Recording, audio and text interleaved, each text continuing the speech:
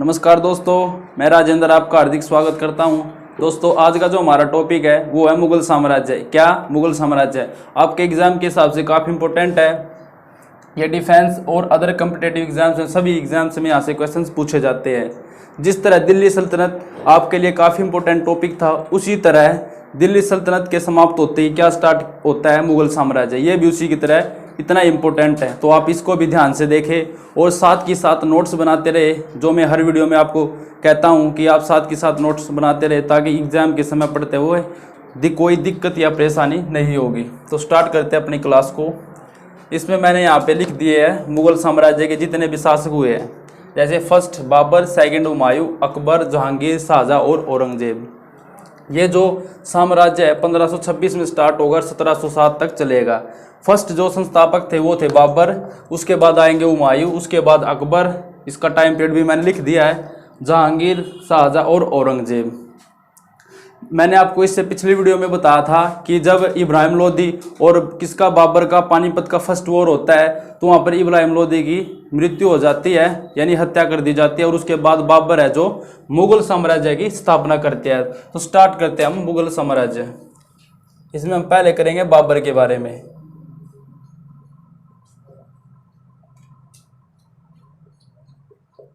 किसके बारे में? बाबर के बारे में। तो आपको पता होगा कि मुगल साम्राज्य के संस्थापक है, मुगल साम्राज्य के संस्थापक है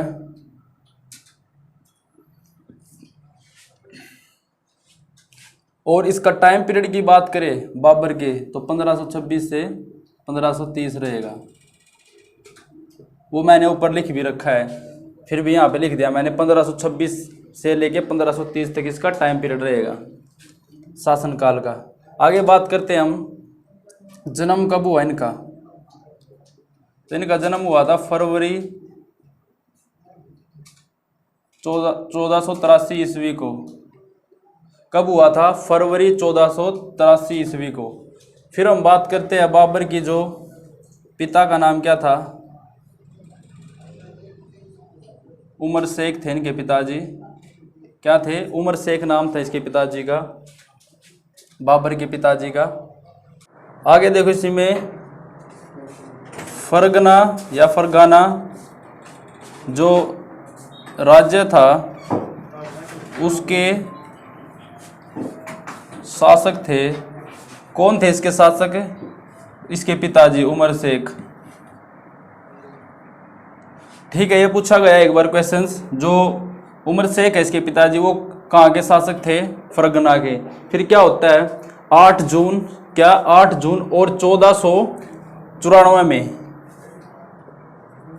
8 जून 1494 में फरगना के शासक की गद्दी पर कौन बैठा? बाबर बैठे, बाबर बैठे। तो क्या बताया मैंने कि 8 जून 1494 को फिर कौन बैठे उस गद्दी पे? बाबर बैठे। इसके बाद बात करते हैं हम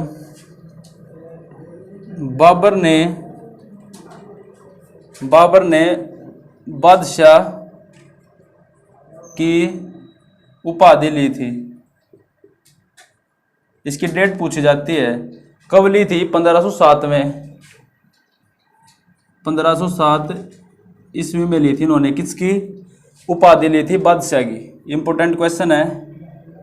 एक और उपाधि ली थी इन्होंने, वो और देखो, उदारता के कारण। उदारता के कारण बाबर को उपाधि दी गई। किसकी उपाधि दी गई? उदारता के कारण, उदारता होने के कारण। कलंदर की। किसकी दी गई? कलंदर की।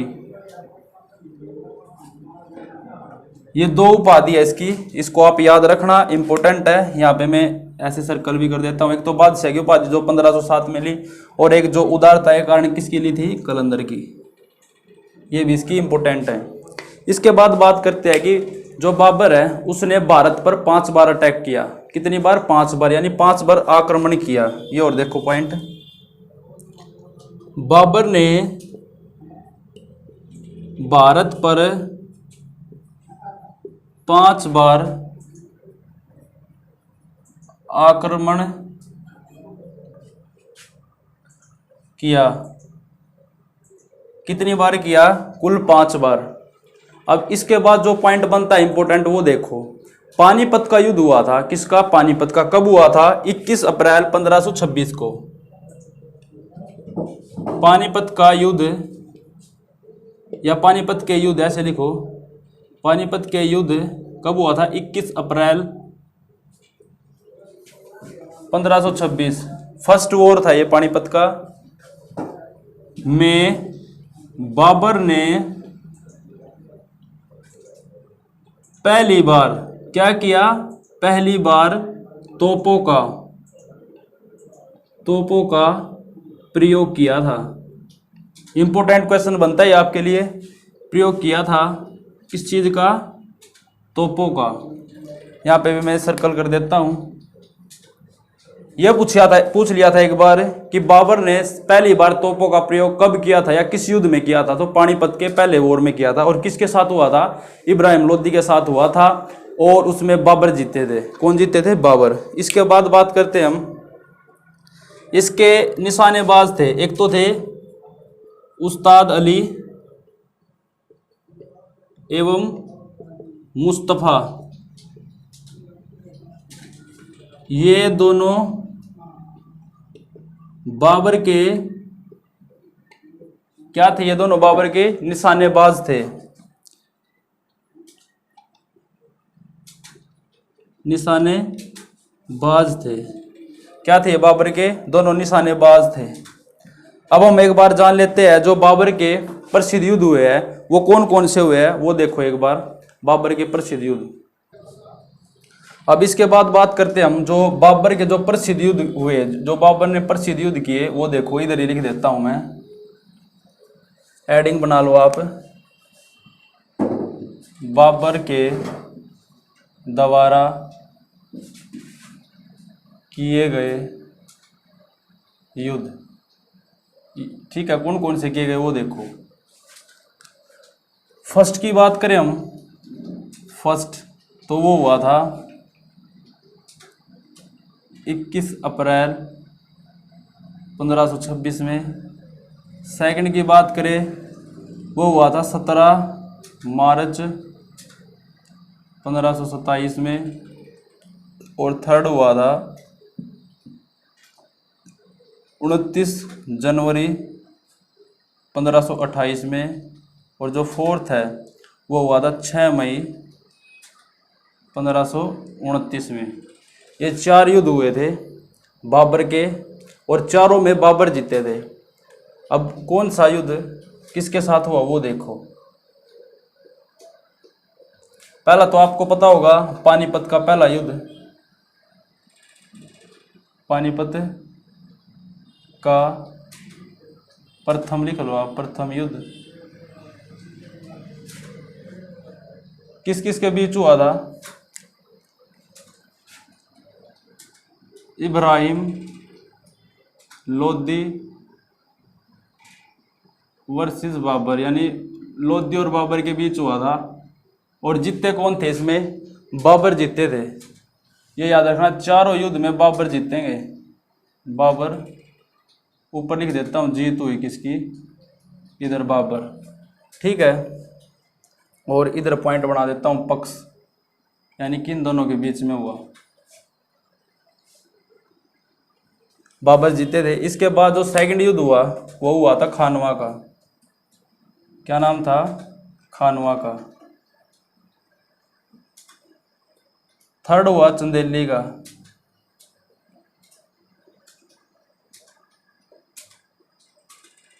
खानवा का युद्ध हुआ था जो वो राणा सांगा और बाबर के बीच हुआ था। किस किस के बीच हुआ था? राणा सांगा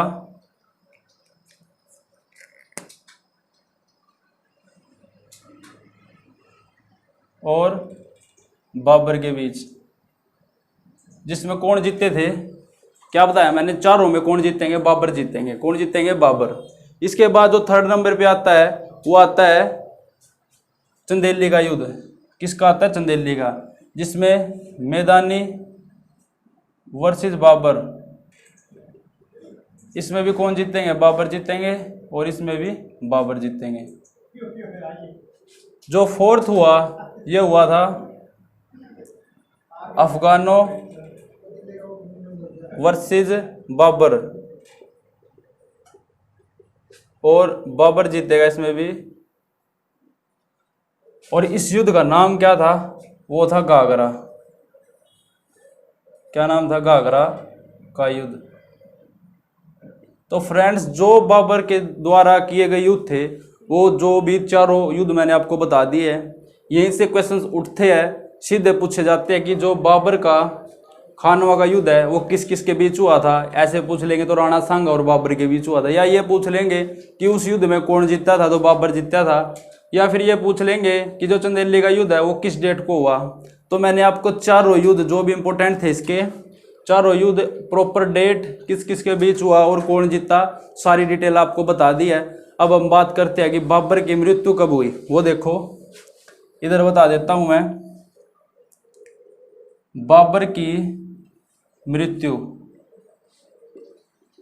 26 दिसंबर 1530 को हुई।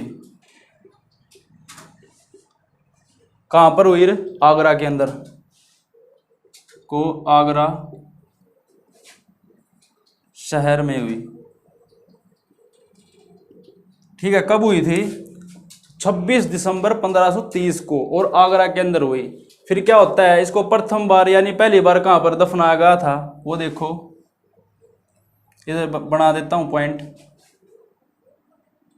पहली बार दफनाया गया तो कहां पर दफनाया गया था, आराम बाग था, एक आराम बाग जो कहां पर था, आगरा के अंदर। आराम बाग कहां पर था, आगरा। फिर दूसरी बार इसको फिर वहां से निकाल करके दूसरी बार इसको कहां पर दफनाया, वो देखो दूसरी बार इसको दफनाया गया काबुल। इधर साफ तो दिख रहा होगा आपको, सही दिख रहा ना आपको इधर, ठीक है। काबुल में दफनाया। तो इधर मैंने आपको बता दी कि पहली बार कहां पर दफनाया, आराम बाग जो आगरा के अंदर है, दूसरी बार काबुल के अंदर दफनाया। इसके बाद जो बात बनती है, इसके 3 दिन बाद कब गुजरे, ये 26 दिसंबर 1530 को इसकी मृत्यु हुई। इधर सर्कल कर देता हूँ, मृत्यु आपको याद रहेगी। फिर इसके 3 दिन बाद यानी 29 दिसंबर 1530 को हुमायूं, जो कि इसके पुत्र और उत्तराधिकारी थे, वो बैठेंगे कहाँ पर, राजगद्दी पर। वो भी पॉइंट लिख लो, हुमायूं है जो, वो इसके उत्तराधिकारी थे। हुमायूं उत्तराधिकारी थे बाबर के।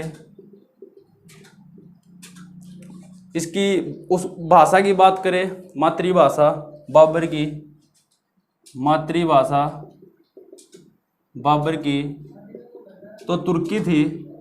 क्या थी, तुर्की। इंपॉर्टेंट है, सर्कल कर लो इसको, तुर्की इसकी मातृभाषा थी। और अरबी एवं फारसी के बारे में भी ये जानते थे, अरबी और फारसी के बारे में भी जानते थे। ठीक है, किस किस के बारे में जानते थे, अरबी और फारसी के बारे में भी जानते थे, और तुर्की इसकी मातृभाषा थी। इसके बाद एक पॉइंट बनता है, वो क्या, एक बाबरनामा है, बाबरनामा। बाबरनामा वो बाबर ने तुर्की लैंग्वेज में लिखी। ये पूछते हैं कि किस लैंग्वेज में बाबर ने बाबरनामा लिखी थी, तो तुर्की लैंग्वेज में लिखी थी। किसमें, तुर्की लैंग्वेज में लिखी थी क्या, बाबरनामा। तो फ्रेंड्स, ये जितनी भी बातें मैंने आपको बताई वो बाबर के बारे में थी। बाबर के बारे में जितनी भी संपूर्ण जानकारी थी वो मैंने आपको दी है। अब इसके बाद हम करेंगे हुमायूं, जो कि 2nd नंबर पे शासक बनेंगे और इस गद्दी पे बैठेंगे। तो अब हम बात करेंगे हुमायूं की। तो फ्रेंड्स, अब हम करते हैं हुमायूं, जो 2nd नंबर पे शासक रहे। हुमायूं टाइम पीरियड इसका रहेगा 1530 से 1556 और ये 29 दिसंबर और 1530 को गद्दी पर बैठे। फिर क्या हुआ? पिता के निर्देश अनुसार, किसके पिता के निर्देश अनुसार इन्होंने अपने राज्य को सभी भाइयों के हिस्से में बंटवारा कर दिया। ठीक है, बराबर बांट दिया। यहाँ पर लिख देता हूँ, पिता के निर्देश अनुसार इन्होंने राज्य को सभी भाइयों में बांट दिया। इसके पिता का निर्देश था ये कि भाई अपने जो जितने भी अपना राज्य है वो सभी को अपने भाइयों में बांट देना है। तो इसने अपने पिता की बात मानी और सभी राज्यों को अपने सभी भाइयों के हिस्से में बांट दिया। थर्ड जो पॉइंट बनता है वो क्या बनता है? चौसा का युद्ध। किसका? चौसा का युद्ध 25 जून 1539 को हुआ। किस किस के बीच हुआ वो देखो। शेर खां और क्या नाम था इनका? हुमायूं। शेर खां और हुमायूं के बीच। इसमें कौन विजयी रहा वो देखो। इसमें शेर खां विजयी रहे और युद्ध के बाद इस युद्ध के बाद शेर शाह की पदवी ग्रहण की।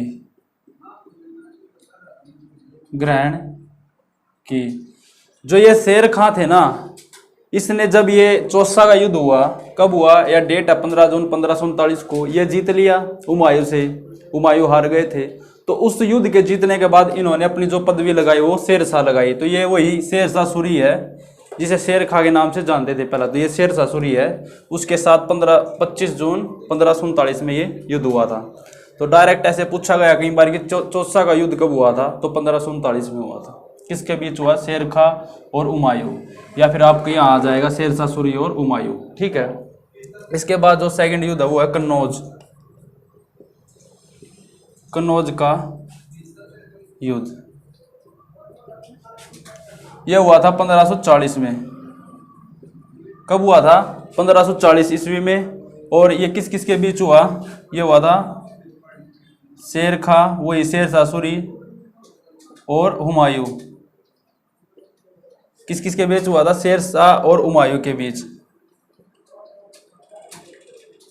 इसमें भी कौन आ रहे थे?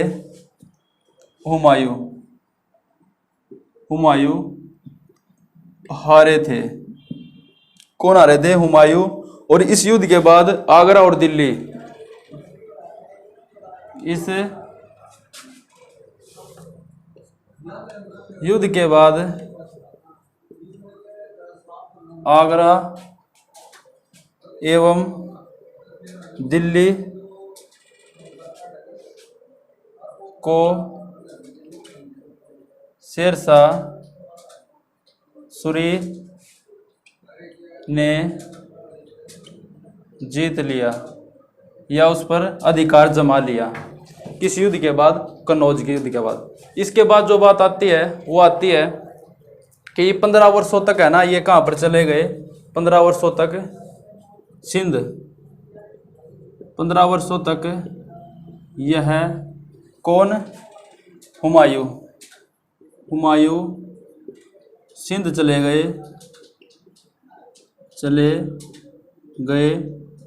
थे।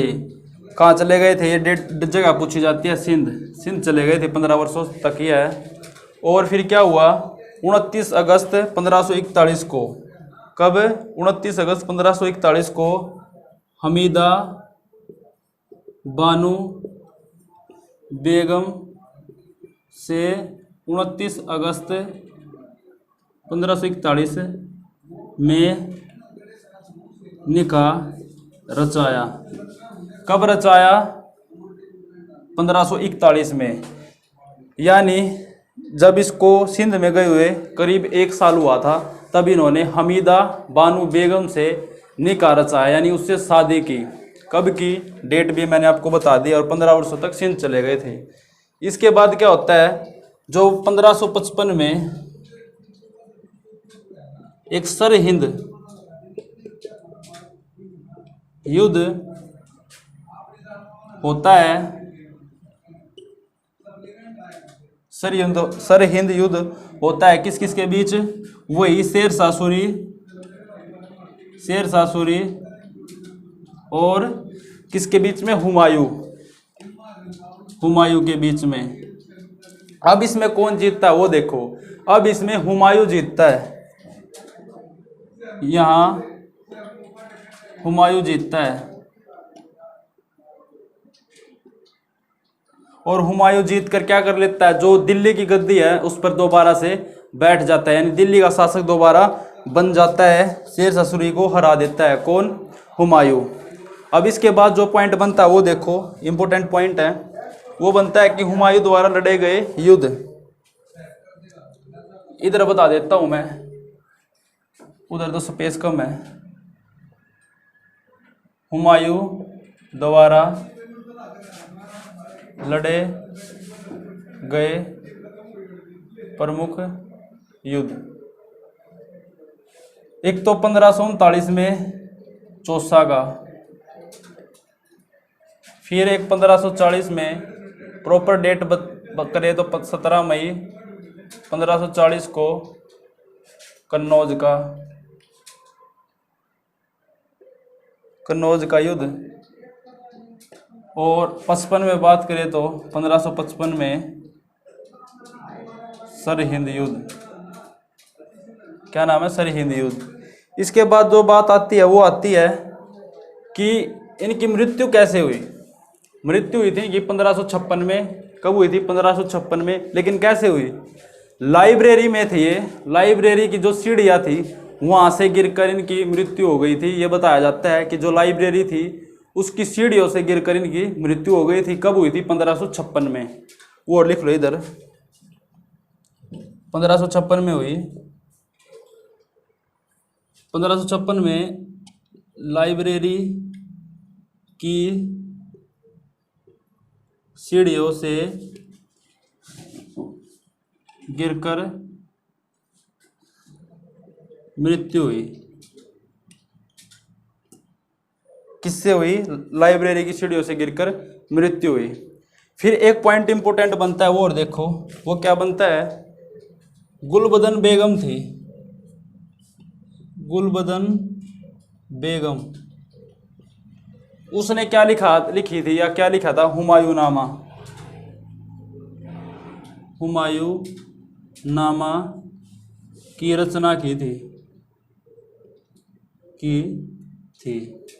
ये भी इंपॉर्टेंट बनता है कि हुमायूंनामा की रचना किसने की थी?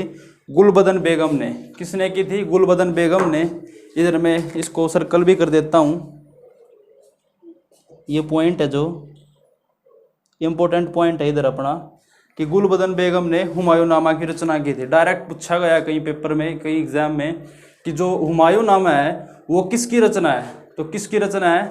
गुलबदन बेगम ने की है, और हुमायूं की रचना है। ठीक है, किसकी है? हुमायूं की रचना है, और गुलबदन बेगम ने इसको लिखा है, उसके द्वारा लिखी गई रचना है। तो फ्रेंड्स, ये जितनी भी मैंने आपको बातें बताई है ये सारी हुमायूं से संबंधित थी।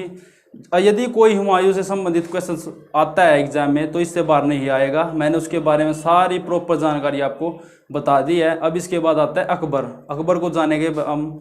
उसका टाइम पीरियड है 1556 से स्टार्ट होएगा और 1605 तक रहेगा। अब हम करते हैं अकबर। दोस्तों, अब हम स्टार्ट करते हैं अकबर को।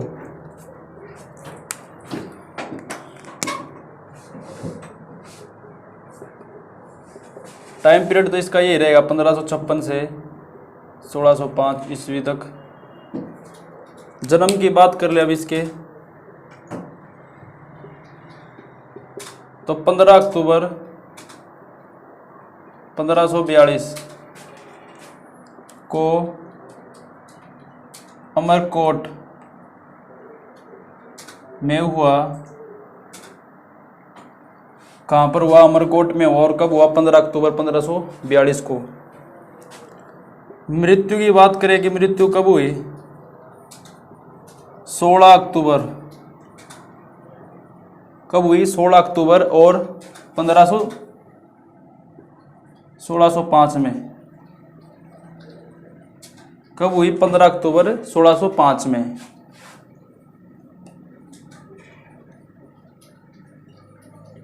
दफनाया कहाँ पर गया इसको? दफनाया गया आगरा के पास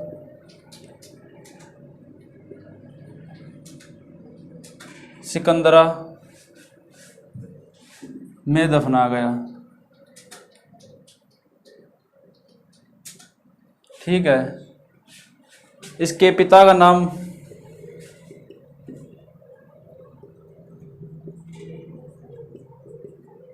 हुमायूं। क्या नाम था इसके पिता का? हुमायूं। माता का नाम इसकी हमीदा बानो था। हमीदा बानो। बचपन का नाम इसका किसका? अकबर का जलाल था। बचपन का नाम क्या था? जलाल। ये भी पूछा गया, इंपॉर्टेंट क्वेश्चन है। ये पूछा गया था कि जलाल बचपन का किसका नाम था? तो अकबर का नाम था जलाल।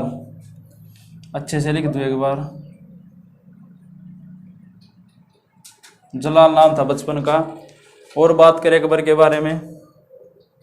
अकबर है जो, इन्हें दीन ए इलाही उसके क्या थे? प्रधान थे। दीन ए इलाही के प्रधान थे। और बात करें अकबर के बारे में, इसके शिक्षक की बात करें, राज्याभिषेक की बात करें, वो देखो इधर लिख देता हूँ। राज्याभिषेक कराया। कब कराया? 14 फरवरी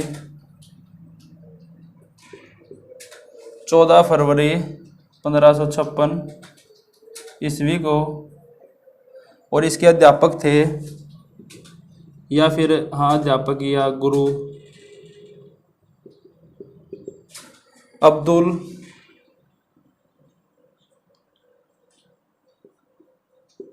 लतीफ़। क्या नाम रहेगा? अब्दुल लतीफ़।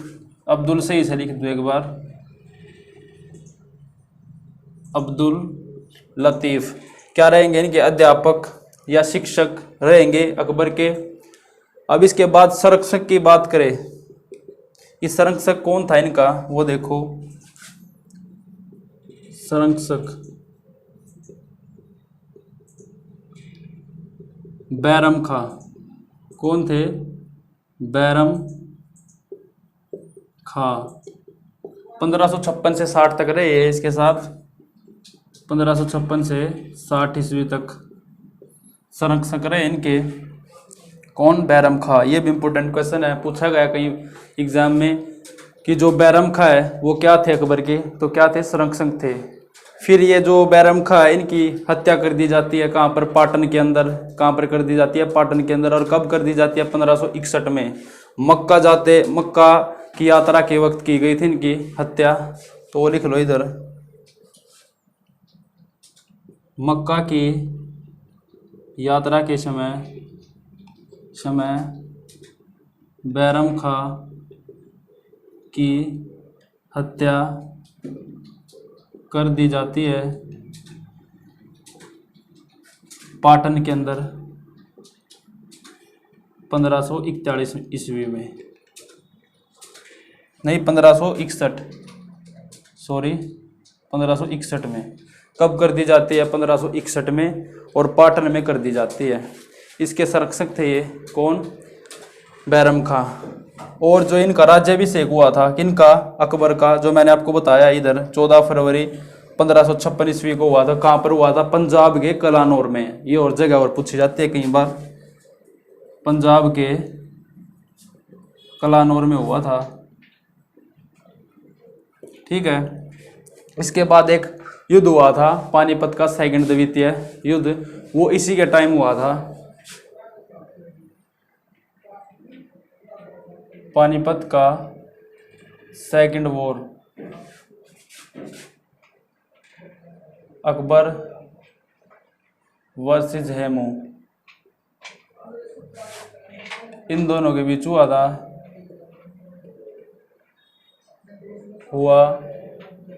था। इसमें अकबर विजयी रहे। ठीक है, कौन विजयी रहे? अकबर। और कब हुआ था? ये हुआ था, डेट की बात करें तो डेट भी पूछी जाती है, तो 5 नवंबर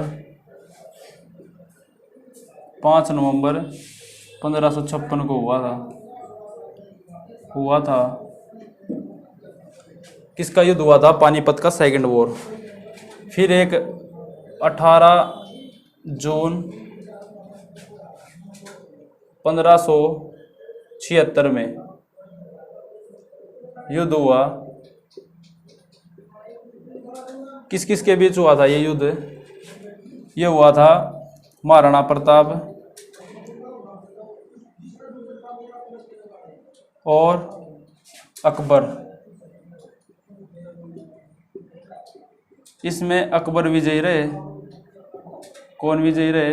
अकबर। ठीक है, इसमें कौन विजयी रहे थे? अकबर विजयी रहे थे। तो ये 2 इंपॉर्टेंट युद्ध भी मैंने आपको बता दिए। अब इसके बाद जो पॉइंट बनता है वो बनता है कि जो अकबर का सेनापति था वो कौन था? वो देखो, अकबर का सेनापति वो था मान सिंह। कौन था? मान सिंह थे अकबर के सेनापति। और भी इससे अलग जो जानकारी है अकबर के बारे में वो देखो एक बार। और देखो अकबर के बारे में, इसके दरबार में प्रसिद्ध संगीतकार तानसेन थे, जिनका रियल नाम रामतनु पांडे था। रामतनु पांडे।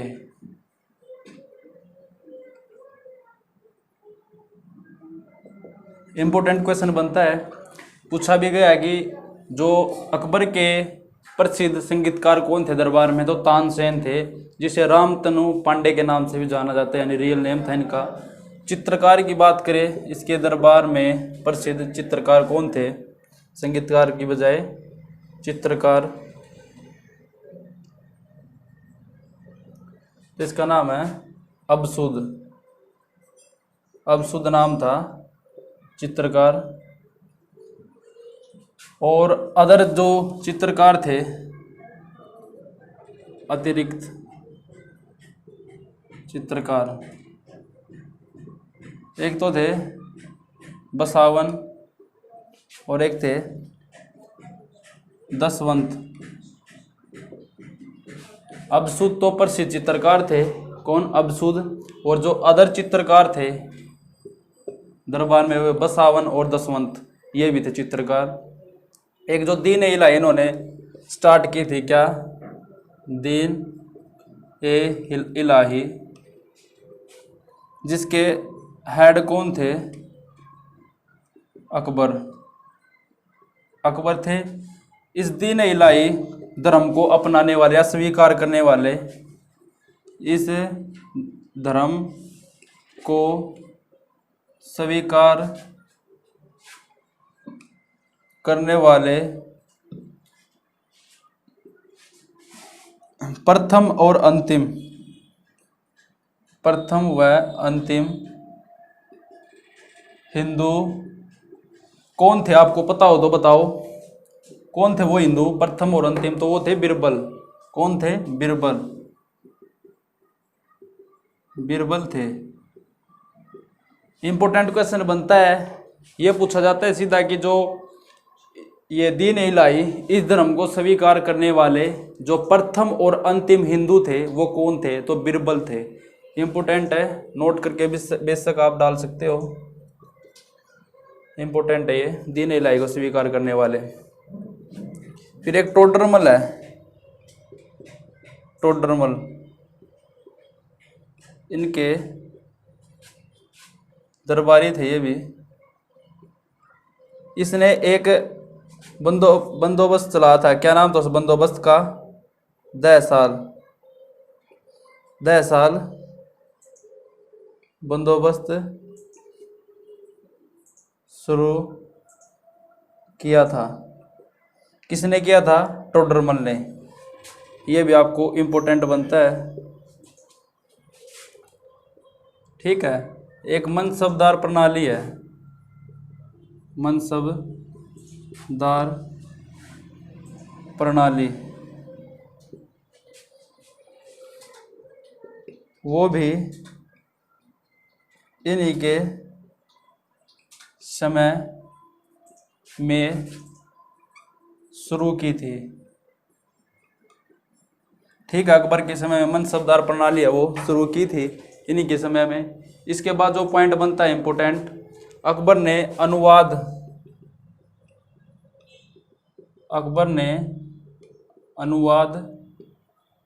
विभाग की स्थापना की थी। और एक पॉइंट बनता है जो अकबरनामा है, उस ग्रंथ को किसने लिखा था? अबुल फजल ने। अकबरनामा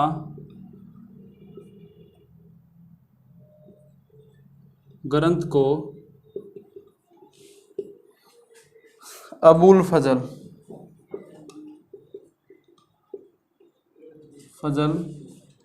ने लिखा था। ठीक है, और क्या पॉइंट बनता है अबुल फजल से? एक पंचतंत्र है, उसको फारसी में अनुवाद भी इसने किया था। फारसी में अनुवाद किया पंचतंत्र का, किसने? अबुल फजल ने। अबुल फजल ने। ठीक है, ये मोस्ट इंपॉर्टेंट है क्वेश्चन से तो बता रहा हूँ मैं आपको। एक तो ये अकबरनामा वाला कई बार पूछा है, ग्रंथ है किसने लिखा था? अबुल फजल ने। और पंचतंत्र का फारसी में किसने अनुवाद किया? इसी ने किया था। अब इसके बाद जो बनता है वो देखो। इसके बाद बनता है कि राजकीय भाषा मुगलों की क्या थी? फारसी। राजकीय भाषा मुगलों की फारसी थी। क्या थी? फारसी। और 4 बाग, क्या? 4 बाग बनाने की शुरुआत भी इन्हीं के समय हुई थी। इसको स्थापत्य के लिए भी जाना जाता है। किसको? अकबर को स्थापत्य के लिए। कैसे? वो देखो, आगरा के अंदर लाल किला इसी ने बनाया। आगरा का लाल किला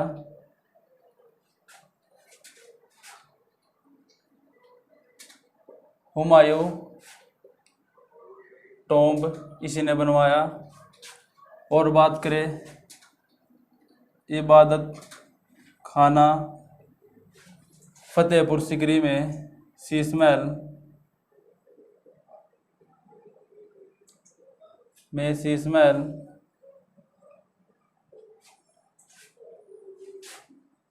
इलाहाबाद महल, लाहौर महल, जोधाबाई का महल, बुलंद दरवाजा।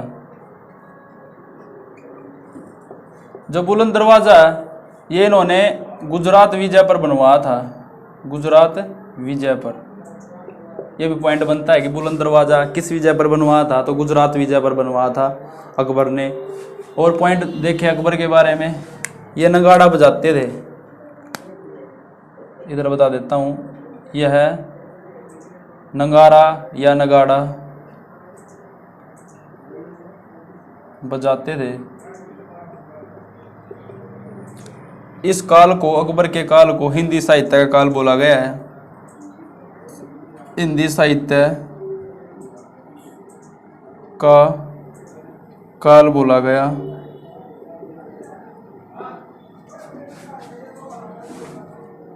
अकबर के काल को।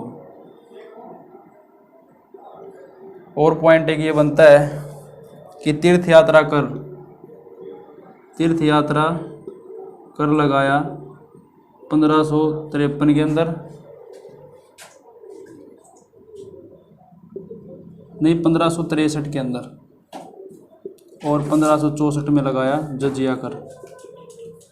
ठीक है, ये 2 कर हो रहा है, 1563 में तीर्थ यात्रा कर और 1564 में जजिया कर। तो फ्रेंड्स, ये था हमारा अकबर के बारे में। अकबर के बारे में भी मैंने आपको संपूर्ण जानकारी बता दी है। अब अकबर हमारा होता है कंप्लीट। अब इसके बाद करते हैं हम जहांगीर।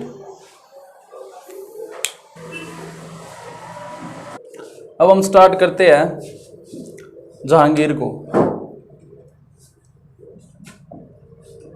जहांगीर टाइम पीरियड यही रहेगा 1605 से 1627 ईस्वी। जन्म की बात करें कि जन्म कब हुआ, तो 30/8/1569 यानी 1569 ईस्वी में हुआ। पिता का नाम था अकबर, अकबर थे। अकबर ने अपने जो पुत्र जहांगीर है, इसका नाम सलीम रखा था, सलीम चिश्ती के नाम पर। ठीक है, इसका नाम सलीम भी था जहांगीर का।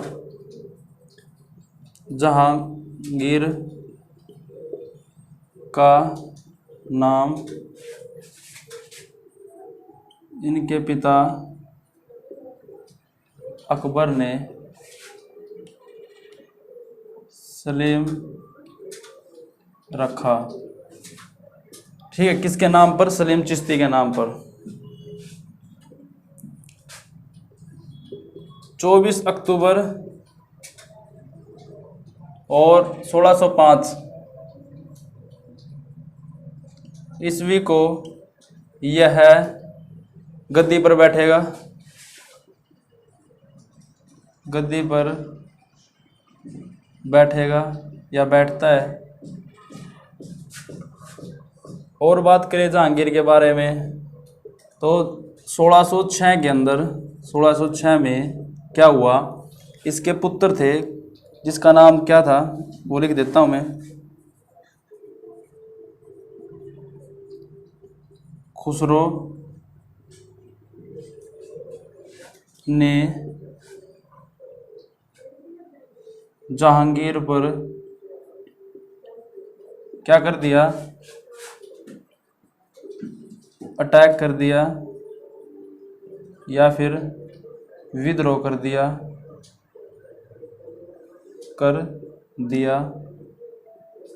जगह का नाम दिया जालंधर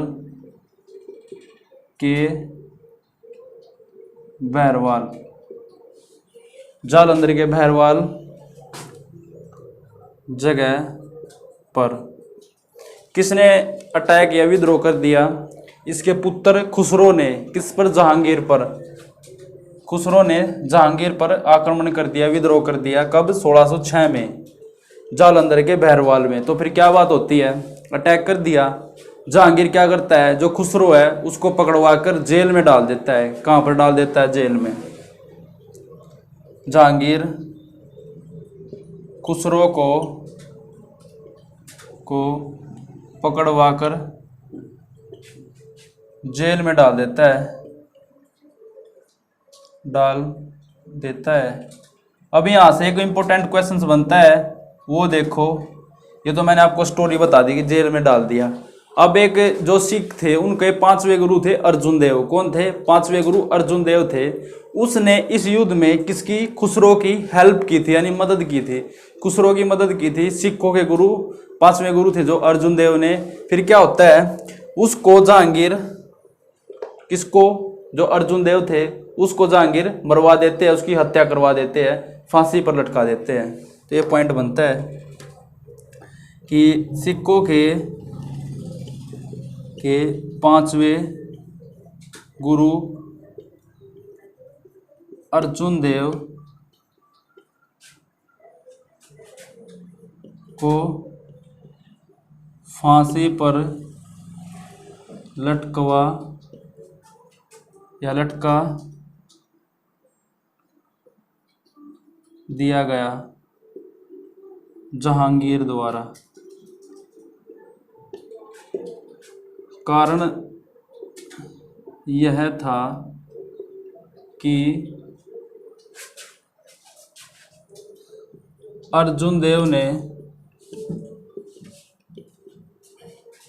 ने खुसरो की मदद की थी विद्रोह में। कौन से में? 1606 का जो हुआ था वाले में। इस कारण इसको फांसी पर लटका दिया गया था। किसको? अर्जुन देव को। ये इंपॉर्टेंट क्वेश्चन बनता है आपके लिए। नेक्स्ट जो इंपॉर्टेंट बनता है वो देखो क्या है। वो है कि जो इसके पुत्र खुसरो ने जो प्रति विद्रोह किया था 1606 में, इसके बाद आता है जहांगीर ने खुर्रम को शेरशाह की उपाधि दी। किसकी उपाधि दी? शेरशाह की। नहीं, शेरशाह नहीं, शाहजहां की। सॉरी, शाहजहां की। जो शाहजहां है, इसका बचपन का नाम खुर्रम था। इसी को क्या उपाधि दी? शाहजहां की उपाधि दी। किसने दी थी? जहांगीर ने। यहाँ पे शाहजहां आएगा। फिर एक पॉइंट बनता है कि 1611 ईस्वी में मेहरुनिसा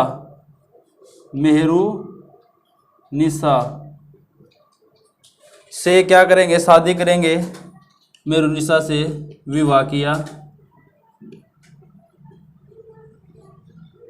किया था। फिर इस मेहरुनिसा है जो, इसको उपाधि देंगे। क्या उपाधि देंगे? नूरजहां। क्या उपाधि देंगे? नूरजहां। तो मेहरुनिसा से कब शादी की? 1611 में। और इसको क्या उपाधि दी इन्होंने? तो इनको मेहरुनिसा से नूरजहां की उपाधि दी। अब जो ये क्या नाम है, जहांगीर है, इसके बारे में और जो इंपॉर्टेंट पॉइंट बनते हैं वो देखते हैं आगे। अब आगे देखो, इसके शासनकाल में ईरानियों को उच्च पद प्राप्त थे। किसके शासनकाल में? जहांगीर पढ़ रहे हैं हम। 1605 से 1627। इस टाइम पीरियड में क्या थे? ईरानियों को उच्च पद प्राप्त थे। जो नूरजहां की माँ थी बेगम। कौन थी बेगम? नूरजहां की माँ बेगम ने गुलाब से इत्र बनाने की विधि खोजी।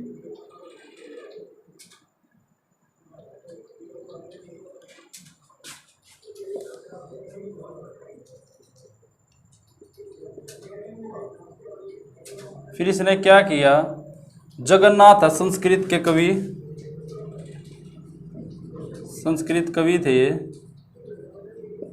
इनको पंडित राज की उपाधि किसने दी थी? इसी ने दी थी, जहांगीर ने की उपाधि दी थी।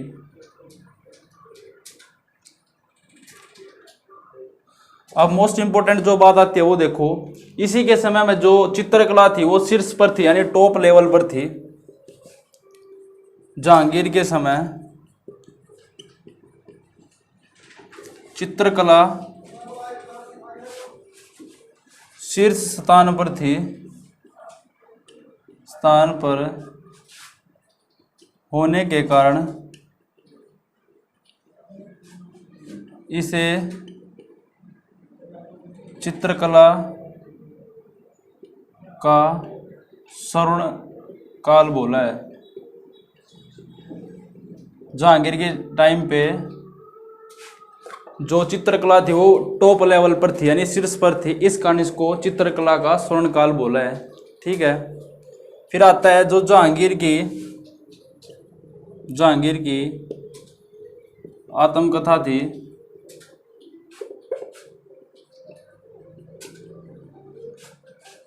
जहांगीरी,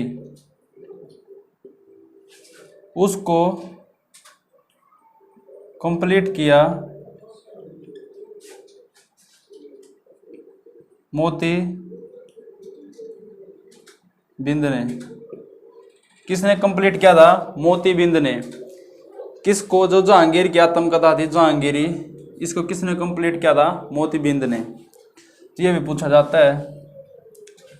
इंपॉर्टेंट तो ये रहेगा इसमें ज़्यादा कि जो इसके काल को क्या बोला गया? स्वर्ण काल। आगे देखो 28 अक्टूबर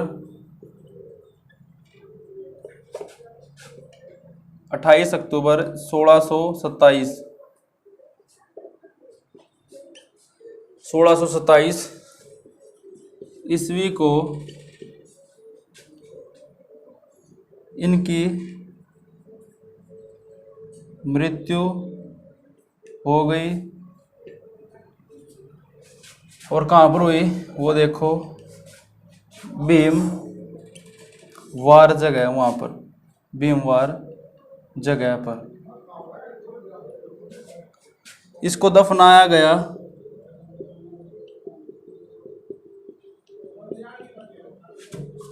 सहादरा जगह, सहादरा जगह पर दफनाया गया। कहाँ पर दफनाया गया? शाहदरा जगह पर इसको दफनाया गया। फिर आगे इम्पोर्टेंट बात बनती है कि इसको जंजीरों के नाम से भी जाना जाता है। जंजीरों के कारण भी इसे जाना जाता है, क्योंकि जहांगीर ने सोने की जंजीर थी उनको, एक तो जो आगरा का लाल किला है उस पर, और एक यमुना के सारे जो खंभे थे उन पर उस चैन को बांध दिया, यानी जंजीर को बांध दिया था। यदि किसी को न्याय चाहिए था तो उस जंजीर को वो हिला सकते थे, तो जिससे घंटी बजती थी तो उसको न्याय देते थे। कौन? जहांगीर। इसलिए इसको जंजीरों के कारण से जाना जाता है। फिर आगे जो पॉइंट बनता है वो देखो, प्रयाग परिस्थिति में भी इसका नाम लिखा है। प्रयाग परिस्थिति में भी इसका नाम लिखा है। और आगे देखो एक पॉइंट बनता है कि दरबारी चित्रकार कौन कौन थे? दरबारी चित्रकार एक तो थे मोहम्मद नासिर,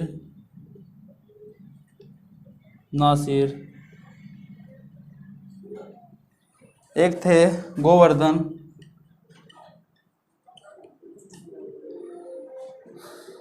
एक थे मनोहर। तो ये इंपॉर्टेंट थे इसके जो दरबारी चित्रकार थे। क्या क्या बताया? मोहम्मद नासिर, गोवर्धन और मनोहर। इसके बाद जो आता है लास्ट क्वेश्चन बनता है जो इम्पोर्टेंट है कि जहांगीर के शासनकाल में सर टॉमस रो, एक तो कैप्टन हॉकिंस और सर टॉमस रो, ये दो व्यक्ति आए थे इसके टाइम पीरियड में और ये यूरोपीय थे। कौन थे? यूरोपीय। ये दो व्यक्ति इसके टाइम पीरियड में आए थे। ये पूछा भी गया कई बार कि जो सर क्या नाम इनका, कैप्टन हॉकिंस और सर टॉमस रो, ये किसके शासनकाल में आए थे भारत में? यूरोपीय। तो ये आए थे जहांगीर के शासनकाल में। तो ये इंपॉर्टेंट बनता है, इसलिए ये भी आपको बताया मैंने, क्योंकि 1600 शताब्दी में ईस्ट इंडिया कंपनी आएगी, उसके लिए आए थे ये। तो ये इंपॉर्टेंट पॉइंट बनता है, ये भी आप साथ के साथ नोट कर लो। तो फ्रेंड्स, जो मैंने आपको बताया ये डाटा, ये सारा जहांगीर के बारे में था। अब हम करते हैं इसके नेक्स्ट बात जो आता है शाहजहाँ। अब हम शाहजहाँ को पढ़ेंगे। तो स्टार्ट करते हैं शाहजहाँ को, फिर उसके बाद औरंगजेब रह जाएगा, उसको करेंगे। तो अब स्टार्ट करते हैं शाहजहाँ। तो फ्रेंड्स, अब हम करते हैं शाहजहाँ को। शाहजहाँ जन्म हुआ 5 जनवरी 1592 को लाहौर में। कहाँ पर हुआ? लाहौर में। और टाइम पीरियड की बात करें तो 1627 से 1657 तक रहेंगे, शासनकाल रहेगा इनका। जगत गोसाई इनकी माँ थी।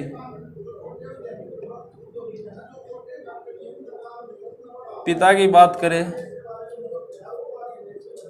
तो जहांगीर थे। कौन थे? जहांगीर थे। और बात करें कि बचपन का क्या नाम था?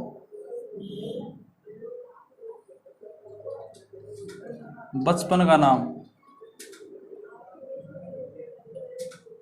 तो बचपन का नाम था खुर्रम। क्या नाम था? खुर्रम। खुर्रम नाम था इनका बचपन का। और 1612 के अंदर, 1612 के अंदर ये शादी करेंगे। किससे करेंगे वो देखो, बानो बेगम से। बानो बेगम से। बानो बेगम जो आसफ खां की बेटी थी, आसफ खां की पुत्री थी, से 1612 ईस्वी में शादी करेंगे। किससे शादी करेंगे? बानो बेगम से, जो आसफ खां की पुत्री, और 1612 ईस्वी में शादी करेंगे। डेट पूछी गई थी एक बार। फिर आता है कि इसने अपनी पत्नी को एक वो दी थी उपाधि, वो क्या थी? मलिका ए जमानी। तो मलिका ए जमानी किसको दी उपाधि? उपाधि दी पत्नी को। ठीक है, अपनी पत्नी को दी थी मलिका ए जमानी। फिर इसके बाद जो इम्पोर्टेंट बात बनती है, इसको भी स्थापत्य का स्वर्णकाल बोला गया है। किसको? शाहजहाँ को, क्योंकि इन्होंने भी कई जो इमारतें बनवाई थी। कौन कौन सी वो देखो। फर्स्ट बात करें लाल किला जो दिल्ली के अंदर है, लाल किला। सेकंड की बात करें तो दीवान ए आम व दीवान ए खास। थर्ड की बात करें तो ताजमहल, अपनी पत्नी मुमताज़ बेगम की याद में ताजमहल बनवाया। और फोर्थ की बात करें तो जामा मस्जिद दिल्ली में है, जो जामा मस्जिद कहाँ पर है? दिल्ली में। फिफ्थ पे जो आते हैं पॉइंट, फिफ्थ पे इन्होंने बनवाया था, जामा मस्जिद के बाद आया था आगरा का मोती मस्जिद। क्या थी? आगरा की मोती मस्जिद और लाहौर का किला। आगरा का मोती मस्जिद और लाहौर का शीश महल या किला। लाहौर का शीश महल। तो ये इनने क्या बनवाई थी? ये बनवाई थी इन्हें स्थापत्य, यानी ये इमारतें बनवाई थी किसने? शाहजहाँ ने। और जो लाल ताजमहल है, जो इस ताजमहल की रूपरेखा किसने तैयार की थी वो देखो एक बार ताजमहल के बारे में। इधर लिख देता हूँ मैं इसके बारे में, ताजमहल के, ताजमहल, इसकी रूपरेखा तैयार की थी ईसा ने।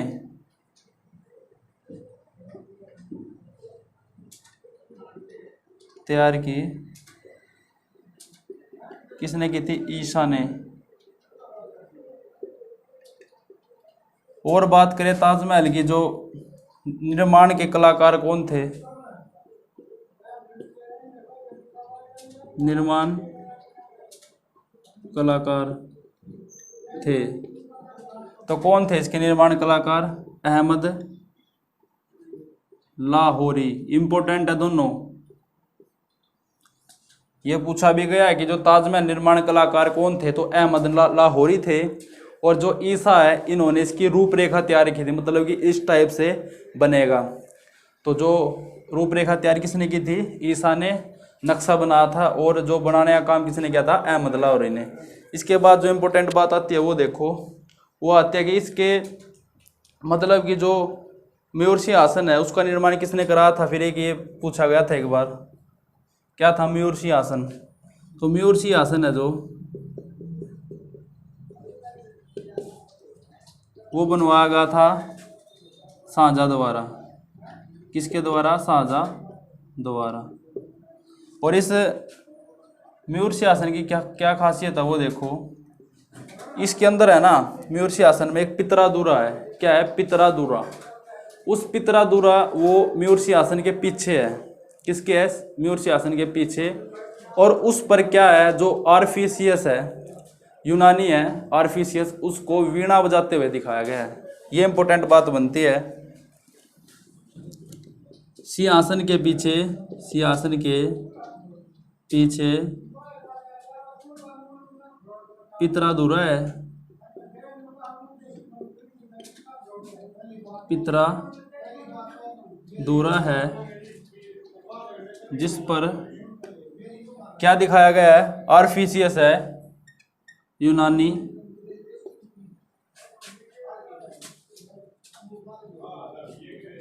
आर्फियस को वीणा बजाते दिखाया गया है।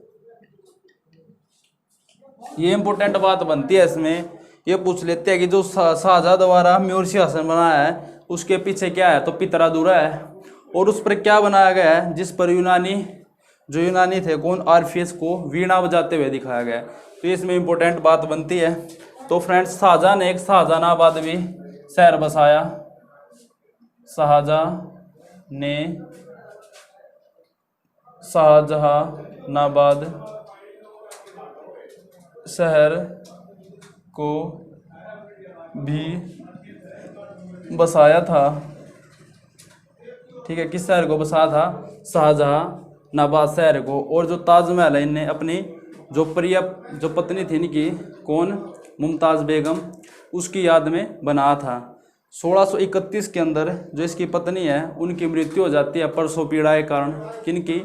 जो मुमताज़ बेगम है, प्रसव पीड़ा के कारण उनकी मृत्यु हो जाती है। तो उसकी याद में इन्होंने ये बनवाया था। अब जो और बातें आती है शाहजहां से संबंधित, वो और देखो एक बार। अब बात करते हैं शाहजहां के जो पुत्र थे ना, उनमें सबसे विद्वान दारा शिकोह थे। पुत्रों में सबसे विद्वान दारा शिकोह थे।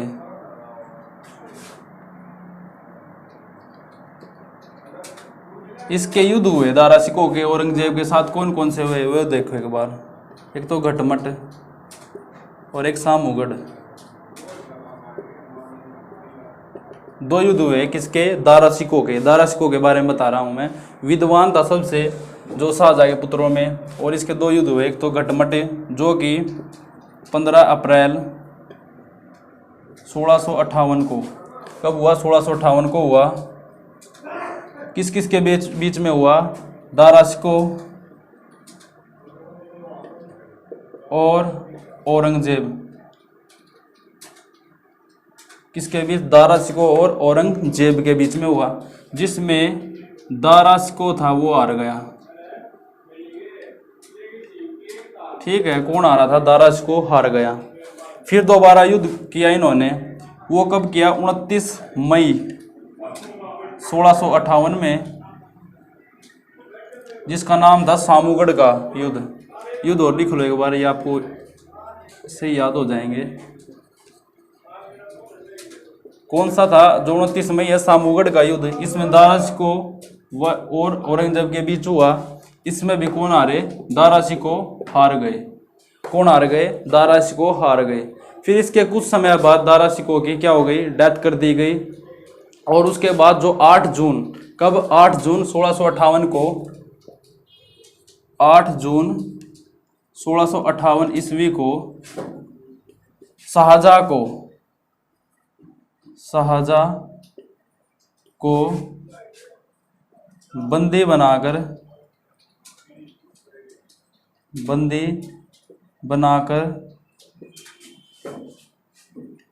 आगरा के किले में डाल दिया।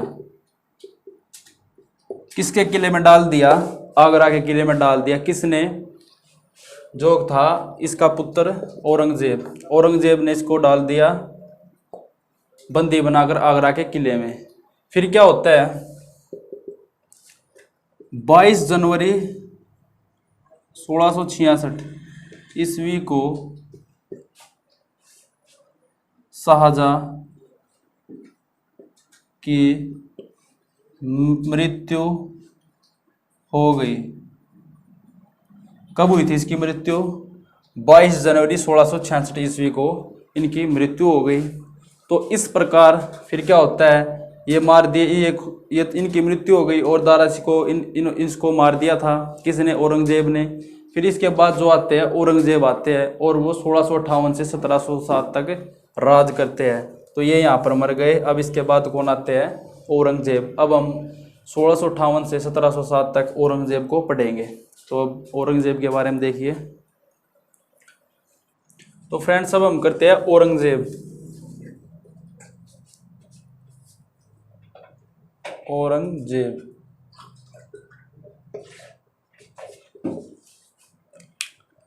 जन्म की बात करें तो 24 अक्टूबर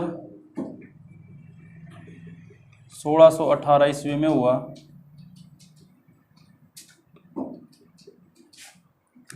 और टाइम पीरियड था इनका 1658 से 1707। ये था 1658 से 1707। जन्म कब हुआ, ये जन्म लिखा मैंने यहाँ पर 24 अक्टूबर 1618 को, यानी जन्म हुआ। और बात करें कि इनका ज़्यादातर जो बचपन का टाइम था वो नूरजहाँ के पास बीता था। बचपन का समय नूरजहाँ के पास बीता था।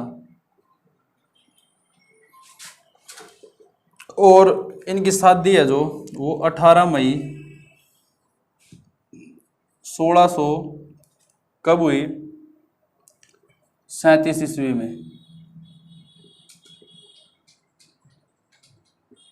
ठीक है, कब हुई थी इनकी शादी, 16 मई 1637 ईस्वी में हुई। और किसके साथ हुई वो देखो, दिलरास है नाम। क्या नाम है, दिलरास बानो बेगम। इसके साथ हुई थी इनकी शादी, दिलरास बानो बेगम। अब इसके बाद जो पॉइंट बनता वो बनता है 31 जुलाई 1658 ईस्वी को इसने राज्याभिषेक कराया। डेट पूछ लिया आपसे कि औरंगजेब ने अपना राज्याभिषेक कब कराया, तो 31 जुलाई 1658 में कराया इन्होंने अपना राज्याभिषेक। इसके बाद जो बनता है पॉइंट वो देखो, वो बनता है कि इनके गुरु थे, गुरु वो कौन थे, वो थे मोहम्मद मीर हकीम, क्या नाम था? मोहम्मद मीर हकीम इनके गुरु थे। और पॉइंट बनता है सुन्नी धर्म मानते थे, ये धर्म मानने वाला था, इसलिए इसे जिंदा पीर बोला गया है। क्या बोला गया है? जिंदा पीर बोला गया है।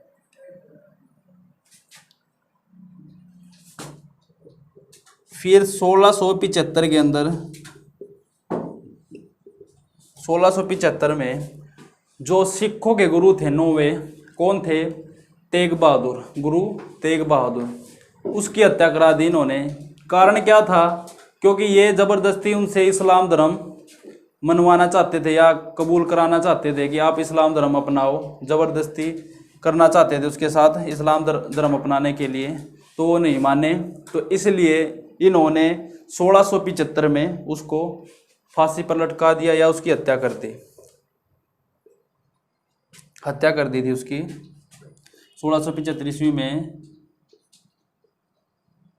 नौवें गुरु तेग बहादुर सिखों के गुरु को इस्लाम धर्म न मानने के कारण उसकी हत्या कर दी गई, उसकी हत्या कर दी गई। किसकी हत्या कर दी गई? जो गुरु तेग बहादुर थे, नौवें गुरु थे सिखों के। 1679 में यानी 1679 ईस्वी में जजिया कर पुनः लगाया या जारी किया। ठीक है, ये इंपोर्टेंट बनता है पॉइंट कि 1679 में जजिया कर पुनः लगाया इन्होंने। फिर 1679 में एक और किया इन्हें, बीबी का मकबरा है जो वो बनाया औरंगाबाद महाराष्ट्र में। 1679 में बीबी का मकबरा, इंपोर्टेंट क्वेश्चंस, का मकबरा बनवाया। कहाँ पर बनवाया? औरंगाबाद जगह है महाराष्ट्र के अंदर, औरंगाबाद महाराष्ट्र। ठीक है, फिर पॉइंट बनता है, इधर बता देता हूँ। ये कुरान को अपने शासन के नियम से चलाते थे। जिस टाइप कुरान में जो लिख रहा है उसी तरह एक शासन को चलाते थे। यह है कुरान से अपने शासन को चलाते थे कि जो कुरान के अंदर बातें लिखी हुई है उसको अपना आधार मानकर उसको चलाते थे शासन को। यह है कुरान, इधर लिख लो, को आधार मानकर, आधार मानकर अपने शासन को चलाते थे। ठीक है, इधर आ जाएगा ये कुरान को आधार। बस मेन इंपोर्टेंट पॉइंट जो बनता है वो बनता है कि किसको आधार मानकर शासन चलाते थे, तो कुरान को। इसके बाद जो पॉइंट बनता है, इन्होंने सबसे ज़्यादा हिंदू सेनापतियों को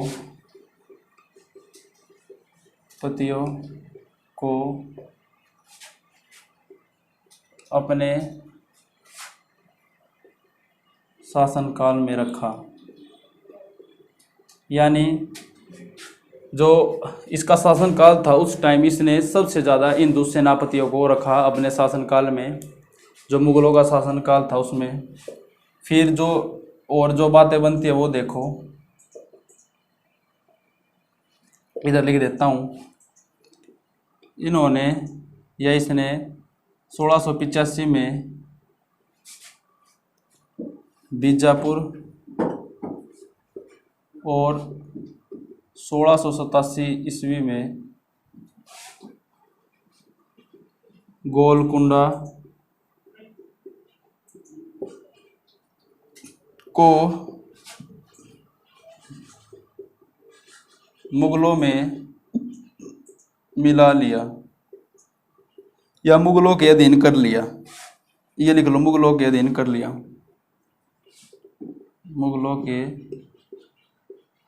अधीन मिला लिया। ठीक है। जो गोलकुंडा और बीजापुर जगह थी, तो 1685 में तो बीजापुर को और 1687 में गोलकुंडा को अपने जो मुगल राज्य था उनमें मिला लिया। किसने? औरंगजेब ने। पूछा गया क्वेश्चन कि जो गोलकुंडा है उसको कब मिला था औरंगजेब ने, तो गोलकुंडा को मिला था 1687 में और बीजापुर पूछे थे 1685 में। तो इसके पास, और देखो इसके पास 20 सूबे थे। इसके पास यानी औरंगजेब के पास 20 सूबे थे। और मृत्यु की बात करें कि औरंगजेब की मृत्यु कब हुई थी, तो 20 फरवरी और 1707 को इनकी मृत्यु हो गई थी। ठीक है। कब हुई थी? 20 फरवरी 1707 को। अब इसके बाद जो इम्पोर्टेंट पॉइंट बनता है वो देखो, वो ये बनता है कि एक खुलदाबाद जगह है। क्या? खुलदाबाद। उस जगह में क्या किया गया? इसको दफनाया गया। इधर लिख देता हूं नीचे, खुलदाबाद। अब नया नाम उसका रोजा है। रोजा में इसको दफनाया गया था। कहाँ पर दफनाया गया था? खुलदाबाद। जो अब रोजा नाम है वहाँ पर इसको दफनाया गया था। इम्पोर्टेंट जो अब बात बनती है वो देखो, एक बार थोड़ा सा रफ कर देता हूँ। नीचे नीचे का एक लाइन लिखनी है बस मैंने, वो देखो। 1665 के अंदर, 1665 ईस्वी में हिंदुओं के मंदिरों को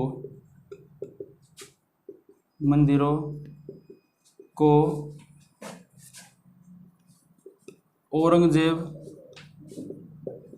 ने तुड़वाया था। और उनमें जो मंदिर थे वो कौन कौन से थे वो देखो। एक तो जो सोमनाथ का मंदिर है वो तुड़वाया था। फर्स्ट की बात करें तो सोमनाथ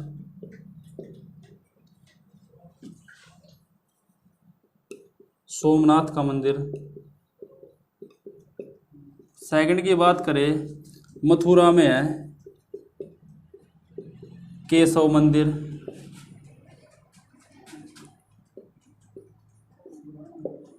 ठीक है। क्या बताया मैंने? सोमनाथ मंदिर है जो उसको, और मथुरा में केशव मंदिर है। फिर एक मंदिर आता है जो कहाँ पर आता है वो मंदिर? वो आता है अपना बनारस का विश्वनाथ। क्या है? बनारस का विश्वनाथ। उसको भी इसने तोड़वा दिया था।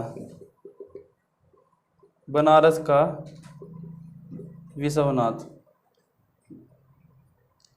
जो ये मंदिर है इसको भी किसने तोड़वा दिया था? औरंगजेब ने। तो फ्रेंड्स, जो जो इम्पोर्टेंट बातें थी औरंगजेब से संबंधित वो सारी मैंने आपको बताई है। यहाँ से क्वेश्चन उठते हैं ऐसे, जैसे ये पूछ लेंगे बीजापुर है जो वो कब मिलाया? 1685 में। 1687 में क्या मिलाया? गोलकुंडा मिलाया। अच्छा, ये पूछ लेंगे उसका आधार क्या था शासन चलाने का? तो कुरान था। हिंदू सेनापतियों को ज़्यादा रखा। और बात करें कौन कौन से मंदिर उसने तोड़वाए थे, तो कौन कौन से तोड़वाए थे? सोमनाथ का मंदिर, मथुरा में जो केशव मंदिर है, और बनारस का जो विश्वनाथ मंदिर है उसने तोड़वाए थे। कब उसका राज्याभिषेक हुआ? गुरु कौन थे उसके? और वही बात करें कि किससे शादी की थी, और नूरजहाँ के पास उसका ज़्यादा समय बीता था। मृत्यु मैंने उसकी बताई कि कब हुई थी? 20 फरवरी 1707 को हुई थी। और उसको कहाँ पर दफनाया गया था? तो उसको दफनाया गया था खुलदाबाद, जो अब रोजा नाम से जानते हैं उसको, वहाँ पर इसको दफनाया गया था। और इसके पास 20 सूबे थे। ठीक है। कितने सूबे थे? 20 सूबे थे। तो ये सारी जानकारी मैंने आपको औरंगजेब के बारे में बताई है। और इस तरह हमारा जो मुग़ल साम्राज्य है वो कंप्लीट होता है, जिसमें मैंने आपको कंप्लीट बाबर के बारे में, हुमायूं के बारे में, अकबर के बारे में और बात करें जहांगीर, शाहजहां और औरंगजेब के बारे में डिटेल से आपको करा दिया है। फ्रेंड्स, जिस तरह दिल्ली सल्तनत काफ़ी इंपॉर्टेंट था, उसी तरह मुग़ल साम्राज्य भी काफ़ी इंपॉर्टेंट है। यहाँ से भी डेफिनेटली क्वेश्चंस पूछे जाते हैं, चाहे आपका कोई भी एग्ज़ाम हो। मैं ये नहीं कहता कि डिफेंस का ही हो, चाहे आपका कोई भी एग्ज़ाम हो, सभी एग्ज़ाम्स में यहाँ से क्वेश्चंस उठते हैं। इसलिए आप इस चैप्टर को भी ध्यान से पढ़िए, नोट्स बनाइए। तो मिलते हैं आपको नेक्स्ट वीडियो में, तब तक के लिए धन्यवाद।